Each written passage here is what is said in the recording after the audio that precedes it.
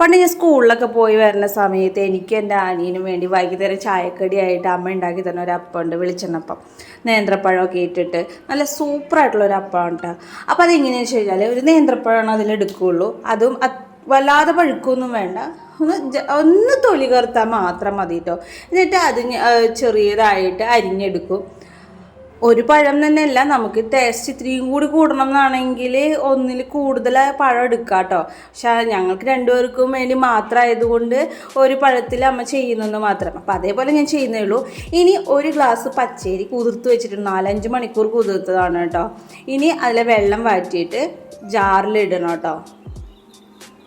ഇനി അതിലേക്ക് ഒരു ചെറിയ ബൗള് തേങ്ങയും ഒരു ചെറിയ ബൗള് നമ്മൾ എന്ത് ചോറാണ് ഉണ്ടാക്കുന്നത് ആ ചോറത്തിൽ എടുത്തിട്ട് അതും ഇടുക. ഇനി ആവശ്യത്തിന് ഉപ്പിടുക, പിന്നെ ഒരു കുറച്ച് ജീരകവും 3-4 ഏലക്കയും കൂടി ഇടുക കേട്ടോ. ഇനി ആവശ്യത്തിന് വെള്ളം ഒഴിച്ചിട്ട് നല്ല പോലെ ഒന്ന് അരച്ചെടുക്കുക. അപ്പോൾ ഈ അരച്ചെടുക്കുമ്പോൾ ചെറുതായിട്ട് തരിയൊക്കെ ഉണ്ടാവും കേട്ടോ. അത് കുഴപ്പമില്ല, അതിന് തരി ഇത്തിരി വേണം. അപ്പോൾ ഇത്തിരി തരിയോട് കൂടിയിട്ടാണ് കിട്ടുക. അപ്പോൾ അത് അരച്ച് ഒരു പാത്രത്തിലേക്ക് മാറ്റി വയ്ക്കുകയാണ് ചെയ്യേണ്ടത്.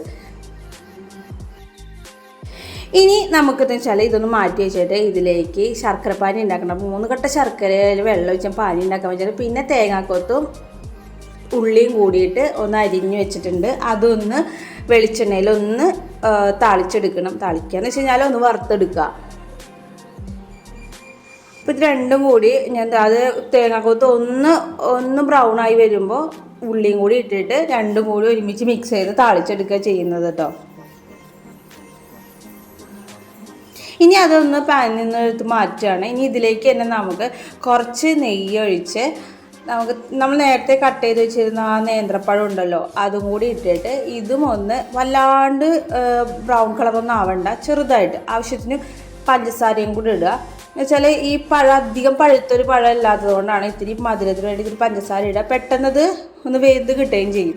ഈ ഒരു പാകത്തിലായി കഴിഞ്ഞാൽ അത് മാറ്റി വയ്ക്കട്ടെ. ഇനി ചെയ്യേണ്ടതെന്ന് വെച്ച് കഴിഞ്ഞാൽ ശർക്കരപ്പാനി നമ്മളൊന്ന് ചൂടോടെ തന്നെ ഈ മാവിലേക്ക് ഇങ്ങനെ ഒഴിച്ച് അതിനൊപ്പം തന്നെ ഇളക്കിക്കൊണ്ടിരിക്കുക.